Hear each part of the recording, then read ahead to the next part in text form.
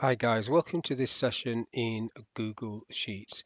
In this module, I want to show you how you can work out a loan repayment with a PMT function. Very simple. So on the screen, I've got some labels, rate, term, number of payments, the actual loan amount, and then what the actual payment will be. So if I put the rate at 10% in there, I've already formatted that cell to percent, 300 payments, and then let's say we borrow £30,000.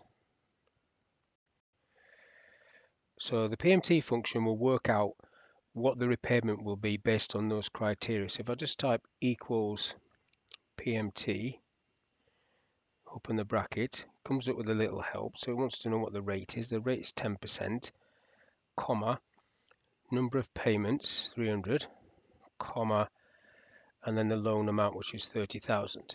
Now if I press enter on that, it tells me that I'm paying that. That's an annual figure. So what I need to do is do a divide by 12 after the rate.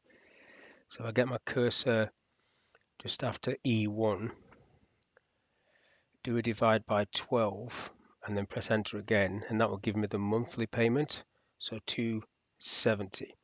So if I put this rate to 0, so you're not paying any interest, and then do a sum, so as you can see that this works. So those payments times that amount, and then you'll see that that's £30,000. So as soon as you start incrementing the percentage, this payment will change, and then you can see what you are actually going to be paying extra, a lot, over a 300 payments, which is 25 years. So the PMT function basically works out, or is a quick way of looking at how much you'll be paying on a loan, and you can do this on car loans and house mortgages and things like that. It's quite useful to use when you're remortgaging your house or changing the mortgage from a fixed rate. What would the impact be on your income? That's the tool to use, PMT. So hopefully this video was of use. Thank you for your time, and I'll catch you on the next one.